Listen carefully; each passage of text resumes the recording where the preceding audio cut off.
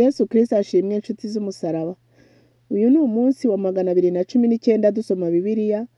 Uyu munsi turasoma Zekariya ibice 8 kugera ku bice 14. Reka dusome mu izina rya Yesu. Ibice 8. Imana igaruka i Yerusalemu. Hazubakwa habamo amahoro. Nuko ijambo ry'Uwiteka Nyiringabo rinzaho rivuga riti, Uwiteka Nyiringabo aravuga ati, mfuhiye Siyoni ifuhe ryinshi, mpafuhiye mfite uburakari bwinshi. Uwiteka aravuga ati, ngarutse i Siyoni, nzatura muri Yerusalemu imbere, kandi Yerusalemu hazitwa umurwa w'ukuri. Umusozi w'Uwiteka Nyiringabo uzitwa umusozi wera.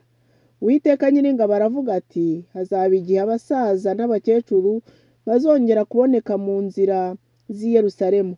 Umuntu wese azaba yicumba inshyimbo kuko azaba ashaje cyane, kandi inzira zo ku murwa zizaba zuzuye abahungu n'abakobwa bakinira mu mayira yo muri wo. Uwiteka Nyiringabo aravuga ati, nubwo bizatangaza abantu bazaba basigaye muri iyo minsi, mbese nanjye byantangaza, niko Uwiteka Nyiringabo abaza. Uwiteka Nyiringabo aravuga ati, dore nzakiza abantu banjye, mbakure mu gihugu cy'iburasirazuba no mu cy'iburengerazuba. Nzabazana bature muri Yerusalemu imbere. Bazaba abantu banjye, nanjye nzaba Imana yabo mu by'ukuri no mu byo gukiranuka. Uwiteka Nyiringabo aravuga ati, amaboko yanyu nakomere, yemwe abumva muri iyi minsi amagambo yavuzwe n'abahanuzi bari bahari ku munsi urufatiro rw'inzu y'Uwiteka Nyiringabo rwashyirwagaho, ngo iyo nzu y'urusengero yubakwe. Kuko iyo minsi itaragera nta muntu wahembwaga cyangwa itungo, kandi uwinjiraga n'uwasohokaga nta mahoro bari bafite kubw'abanzi, kuko nateye abantu bose kwangana, umuntu wese nkamuteranya na mugenzi we. Ariko noneho abasigaye bo muri ubu bwoko sinzabamerera nk'uko nabamereye mu bihe byashize, niko Uwiteka Nyiringabo avuga. Kuko hazabaho imbuto z'amahoro, umuzabibu uzera imbuto zawo, ubutaka buzera umwero wabwo, n'ijuru rizatonda ikime cyaryo. Ibyo byose nzabiraga abasigaye bo muri ubu bwoko. Nuko nk'uko mwari mu mahanga muri ibivume, mwa nzu y'i Buyuda n'iy'Ubwisiraheli mwe, niko nzabakiza. Muzaba abahesha b'umugisha, mwe gutinya, ahubwo amaboko yanyu akomere. Kuko Uwiteka Nyiringabo avuga ati, kuko nagambiriye kubagirira nabi ubwo ba sogokuruza banyu bandakaza simbyibuze, niko Uwiteka Nyiringabo avuga, nanone muri iyi minsi niko ngambiriye kugirira i Yerusalemu n'inzu y'i Buyuda neza, mwitinya. Ibyo muzajya mukora ni ibi: umuntu wese ajya avugana iby'ukuri na mugenzi we, mujye muca imanza zitabera z'amahoro muri mu miharuro yanyu, kandi ntimukagambanirane mu mitima yanyu, ntimukemere indahiro z'ibinyoma zose, kuko ibyo byose ari byo nanga, niko Uwiteka avuga. Maze ijambo ry'Uwiteka Nyiringabo rinzaho rivuga riti, Uwiteka Nyiringabo aravuga ati, kwiyiriza ubusa byo mu kwezi kwa 4 no mu kwa 5 no mu kwa 7 no mu kwa 10 bizahindukira ab'inzu y'i Buyuda iminsi y'umunezero n'iy'ibyishimo n'ibirori byiza cyane. Nuko nimukunda ukuri n'amahoro. Uwiteka Nyiringabo aravuga ati, muzabona amahanga azanye n'abaturage bo mu midugudu myinshi, kandi abaturage bo mu mudugudu umwe bazajya mu wundi bavuge bati, nimuze twihute dusabe Uwiteka umugisha, dushake Uwiteka Nyiringabo. Bati, natwe turajyayo. Ni ukuri koko abantu benshi n'amoko akomeye bazaza i Yerusalemu gushakirayo Uwiteka Nyiringabo no kumusaba umugisha. Uwiteka Nyiringabo aravuga ati, muri iyo minsi abantu 10 bazava mu mahanga y'indimi zose, bafata ikinyita cy'umwambaro w'Umuyuda, bamubwire bati, turajyana kuko twumvise yuko Imana iri kumwe namwe. Zekariya ibice 9. Umwami ajya i Yerusalemu ahetswe n'indogobe. Iby'ijambo ry'Uwiteka rihanura ku gihugu cy'i Hadiraki, rigaturiza i Damasiko, kuko abantu n'imiryango ya Isirayeli yose Uwiteka ari we bahanze amaso, no ku b'i Hamati hegeranye naho n'ab'i Tiro n'ab'i Sidoni, nubwo ari abanyabwenge cyane. Ab'i Tiro bariyubakira igihome, bakarunda ifeza nk'urunda umukungugu, n'izahabu nziza bakayirunda nk'urunda ibyondo byo mu nzira. Dore umwami Imana izahanyaga itsinde imbaraga zaho zo ku nyanja, kandi hazatwikwa. Abanyashikeroni bazabireba batinye, n'ab'i Gaza bazababara cyane, n'ab'i Kuroni ibyo bari biringiye bizabahemukira. Kandi Gaza hazabura umwami, na Shikeroni abantu bazahashira. Ibibyarwa nibyo bizatura Ashidodi, kandi Abafilisitiya nzabaca ku bwibone bwabo. Nzamukura amaraso mu kanwa, nzamukura n'ibizira mu menyo.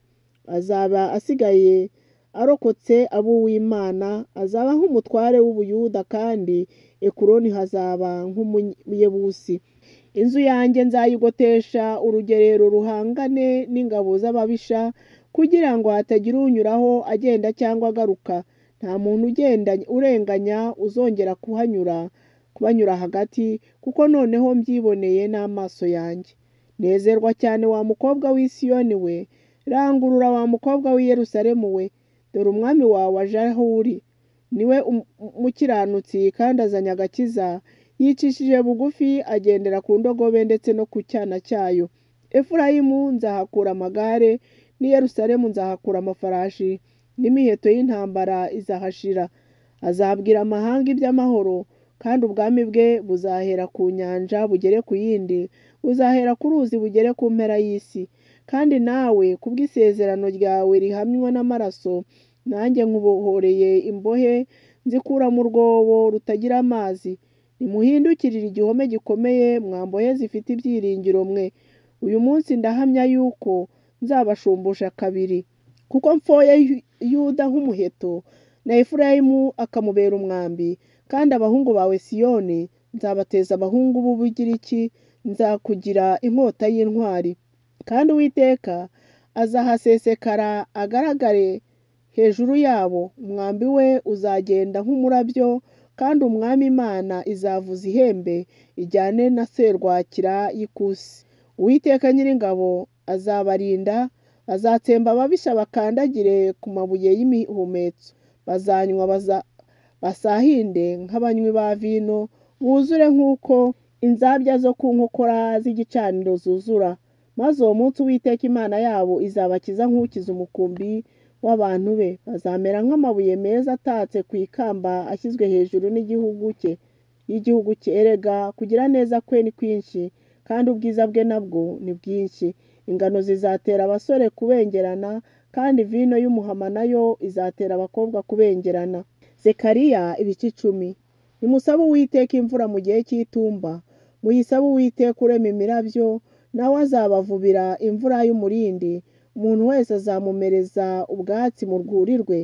Kuko ibishushanyo bisengwa bivuga ubusa, n'abapfumu bakaragura ibinyoma, abanyenzozi bakabeshya bagahumurisha abantu ubusa.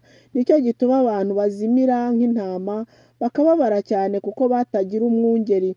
Uburakari bwanjye bukongerejwe abungeri, kandi nzahana amasekurume y'ihene, kuko Uwiteka Nyiringabo aje gusura umukumbi we, ari wo nzu ya Yuda. Azabahindura nk'ifarashi ye nziza mu ntambara. Muri we hazaturuka ibuye rikomeza imfuruka, muri we hazaturuka n'urubambo rw'ihema. Muri we hazaturuka n'umuheto w'intambara, kandi muri we niho hazaturuka abatware bose hamwe. Abo bo bazamera nk'intwari ku rugamba, iyo ziribatira ababisha mu byondo byo mu mayira. Bazarwana kuko Uwiteka ari kumwe nabo, abagendera ku mafarashi bazamwara. Ab'inzu ya Yuda nzabaha imbaraga, kandi ab'inzu ya Yozefu nzabakiza mbagarure, kuko mbababariye. Bazamera nk'abatigeze gucibwa, kuko ndi Uwiteka Imana yabo, nzajya mbumvira. Abefurayimu bazamera nk'intwari, bazishima mu mitima nk'uwishimira vino. Ni koko abana babo bazabireba banezerwe, imitima yabo izanezererwa Uwiteka. Nzabahamagaza ikivugirizo mbateranye, kuko nabacunguye, kandi bazagwira nk'uko bagwiraga. Nzababiba mu mahanga, bazanyibuka bari mu bihugu bya kure. Bazabana amahoro n'abana babo, kandi bazagaruka. Nzongera mbakure mu gihugu cya Egiputa, mbateranye mbakure muri Ashuri, maze mbageze mu gihugu cy'i Galeyadi n'i Lebanoni. ndetse ntibazahakwira. Azanyura mu nyanja y'umubabaro, akubite imiraba yo mu nyanja. Imuhengeri na Nili hazakama, ubwibone bwa Ashuri buzacishwa bugufi, n'inkoni y'umwami wa Egiputa izavaho. Nanjye nzabaha gukomerera mu Uwiteka, nabo bazagendera mu izina rye, niko Uwiteka avuga. Zekariya ibice 11. Iby'inkoni ebyiri zitwa buntu na kunga. Kingura inzugi zawe Lebanoni, umuriro utwika imyerezi yawe. Boroga wa muberoshi we, kuko umwerezi uguye kandi ibiti byiza cyane bikaba byangiritse.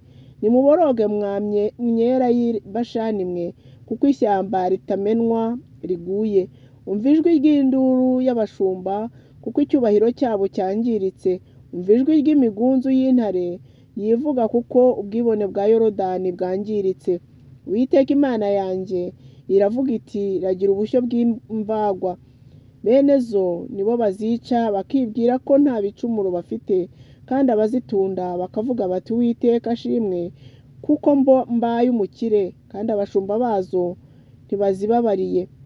Sinzongera kubabarira abaturage bo mu gihugu, niko Uwiteka avuga, ahubwo nzabatanga umuntu wese mu bugabize mugenzi we cyangwa umwami. Abo bazagirira igihugu nabi, kandi sinzababakiza. Nuko ndagira ubushyo bw'imbagwa, ni koko zari mbi, maze nenda inkoni ebyiri, imwe nyita buntu, indi nyita kunga, mperako ndagira ubushyo. Ukwezi kumwe nirukana abo bashumba batatu, kuko bari banduhije, kandi nabo bari banzinutswe. Nuko ndavuga nti, sinzabaragira upfuye napfe, uzakurwaho nakurweho, abazarokoka bazaryane. Maze nenda inkoni yanjye buntu, nicamo kabiri, kugira ngo nice isezerano nasezeranye n'amahanga yose. Uwo munsi iravunika, maze abakene bo mu bushyo banyumviraga bamenya yuko iryo jambo ari iry'Uwiteka. Ndababwira nti, niba mureba ko ari byiza, nimumpe ibihembo byanjye, kandi niba atari byiza, nimurorere. Nuko bangerera ibice by'ifeza 30, babimpaho ibihembo. Uwiteka arambwira ati, jugunyira umubumbyi yangirwa giciro banciriye. Nuko nenda bya bice by'ifeza 30, ndabijyana mbijugunyira umubumbyi mu nzu y'Uwiteka. Maze inkoni yanjye ya kabiri yitwa kunga nyicamo kabiri, kugira ngo nice ubuvandimwe bwa Yuda na Isiraheli. Nuko Uwiteka arambwira ati, ongera urarure ibintu by'umushumba gito. Dore nzahagurutsa umushumba mu gihugu utazita ku ntama zizimiye, kandi ntazashaka izatatanye, izivunitse ntazazunga, n'inzima ntazaziragira, ahubwo azarya inyama z'ibyibushye, ndetse azaguguna n'inzara zazo. Azabona ishyano uwo mwungeri gito usiga umukumbi. Inkota izamukubita ku kuboko no ku jisho ry'iburyo, ukuboko kwe kuzuma pe, kandi ijisho rye ry'iburyo rizahuma rwose. Zekariya ibice 12. Ahanura ko abayuda bazakizwa. Iby'ijambo ry'Uwiteka rihanurira Isiraheli. Uwiteka wabambye ijuru agashyiraho imfatiro z'isi, kandi akarema umwuka mu muntu, aravuga ati, dore zahindura i Yerusalemu igikombe kidandabiranye, amahanga yose ahakikije n'i Buyuda, ubwo bazagota i Yerusalemu. Umunsi Yerusalemu nzahahindura ibuye riremerera amahanga yose. Abazaryikorera bose bazakomereka cyane, kandi amahanga yose yo mu isi azateranira kuharwanya. Uwiteka aravuga ati, uwo munsi nzakanga ifarashi yose, kandi uyiriho nzamutera ibisazi. Nzaherereza amaso ku nzu ya Yuda, kandi amafarashi y'amahanga yose nzayahuma amaso. Abatware b'Ubuyuda bazibwira bati, abaturage b'i Yerusalemu nibo maboko yacu, kuko bafite Uwiteka Nyir'ingabo ho Imana yabo. Uwo munsi abatware b'Ubuyuda nzabahindura nk'urujyo ruriho umuriro bashyira mu nkwi, cyangwa ifumba bashyize mu miba y'ingano. Bazakongora amahanga yose abakikije iburyo n'ibumoso, kandi bazabona i Yerusalemu hongeye kubakwa aho hahoze. kandi Uwiteka azabanza gukiza amahema y'i Buyuda kugira ngo icyubahiro cy'inzu ya Dawidi n'icy'ab'i Yerusalemu cye kwamamara ngo kirute icy'i Buyuda. Uwo munsi Uwiteka azarinda abaturage b'i Yerusalemu, umunyantege nke muri bo azamera nka Dawidi, kandi inzu ya Dawidi izamera nk'Imana, nka marayika w'Uwiteka uri imbere yabo. Maze uwo munsi nzashaka kurimbura amahanga yose yateye i Yerusalemu, kandi nzasuka ku nzu ya Dawidi no ku baturage b'i Yerusalemu umutima w'imbabazi n'uwo kwinginga. Bazitegereza njyewe uwo bacumise, bazamuborogera nk'uko umuntu aborogera umwana we w'ikinege, bazamuririra bashavuye nk'uko umuntu agirira umwana we w'imfura ishavu.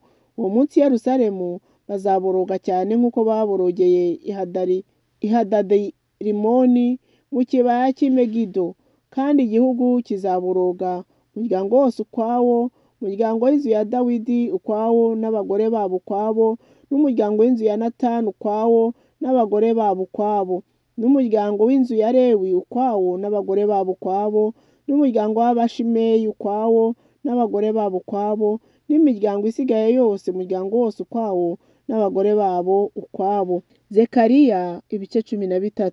Iby'isoko yo koza ibyaha. Uwo munsi ab'inzu ya Dawidi n'abaturage b'i Yerusalemu bazaziburirwa isoko yo kuboza ibyaha n'imyanda.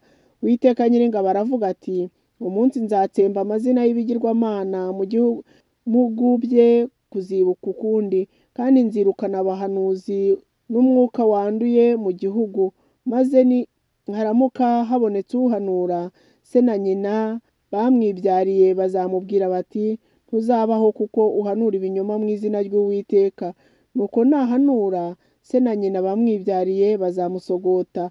Nuko uwo munsi abahanuzi bose nibahanura bazakozwa n'isoni no kuvuga ibyo beretswe, kandi ntibazongera kwambara imyambaro y'ubwoya yo kubeshya.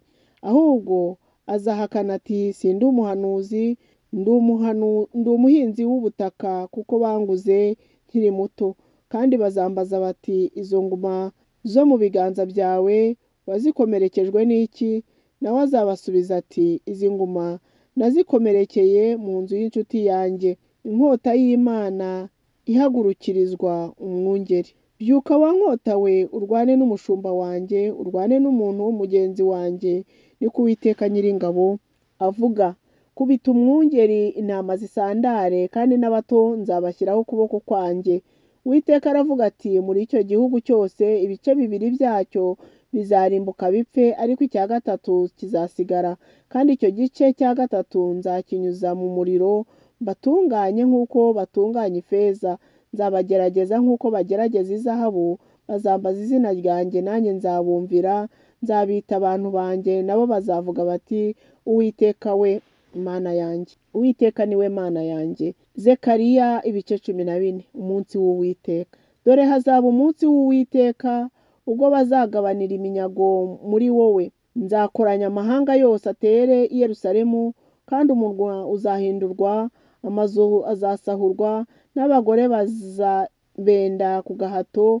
Igice cy'abantu bo mu murwa bazajyanwa ari imbohe, ariko abazaba barokotse muri wo ntibazatsembwa. Maze Uwiteka azahurura arwane n'ayo mahanga nk'uko yajyaga arwana mu ntambara.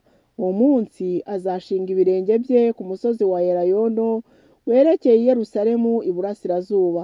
Uwo musozi wa Elayono uzasadukamo kabiri uhereye iburasirazuba ugeze iburengerazuba. Uzacikamo igikombe kinini cyane. Igice cy'umusozi kimwe kizashinguka kijye ikasikazi, ikindi kizajya ikusi. Muzahunga munyure mu gikombe cy'imisozi yanjye, kuko igikombe cy'iyo misozi kizagera Aseri. Nuko muzahunga nk'uko mwahungaga igishyitsi cy'isi cyabaye ku ngoma ya Uziya umwami w'Abayuda, maze Uwiteka Imana yanjye izazana n'abera bayo bose. Nuko uwo munsi ntihazabaho umucyo urabagirana, kandi ntuzaba kibunda, ahubwo uzaba umunsi umwe uzwi n'Uwiteka, utari amanywa ntube nijoro. Ariko nibigeza nimugoroba hazaba umucyo. Kandi uwo munsi amazi y'ubugingo azava i Yerusalemu. Amazi amwe azatembera mu nyanja y'iburasirazuba, ayandi azatembera mu nyanja y'iburengerazuba. bizaba bityo mu cyi no mu itumba. Kandi Uwiteka azaba umwami w'isi yose, uwo munsi Uwiteka azaba umwe n'izina rye rizaba rimwe. Igihugu cyose kizahinduka nka Araba, uhereye i Geba ukageza i Rimoni, mu ruhande rw'ikusi y'i Yerusalemu, kandi umurwa uzashyirwa hejuru ugera aho wahoze, uhereye ku irembo rya Benyamini ukageza aho irembo rya mbere ryahoze ku irembo ryo ku nkokora, kandi uhereye ku gihome cya Hananeli ukageza ku mazu y'umwami bengeramo, maze abantu bazawuturamo, kandi nta muvumo uzaba ugihari, ahubwo i Yerusalemu hazaba amahoro. Iki ni cyo cyago Uwiteka azateza amahanga yose yarwanije i Yerusalemu. Bazashira bahagaze, amaso yabo azashirira mu bihene, kandi indimi zabo zizaborera mu kanwa. Uwo munsi imidugararo ikomeye iturutse ku Uwiteka izaba muri bo, maze bazisubiranamo. Umuntu wese azafata mugenzi we barwane, kandi i Buyuda hazatera i Yerusalemu, maze ubutunzi bw'amahanga yose ahakikije buzateranywa, izahabu n'ifeza n'imyambaro byinshi cyane.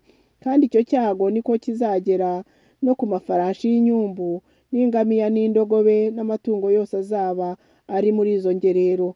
Maze uzarokoka mu mahanga yose yateraga i Yerusalemu wese azajya azamuka uko umwaka utashye, ajya gusenga umwami Uwiteka Nyiringabo, agena mu minsi mikuru y'ingando. Nuko umuntu wese wo mu miryango yose yo mu isi uzazamuka ngo ajye i Yerusalemu gusenga umwami Uwiteka Nyiringabo, iwabo ntihazagusha imvura.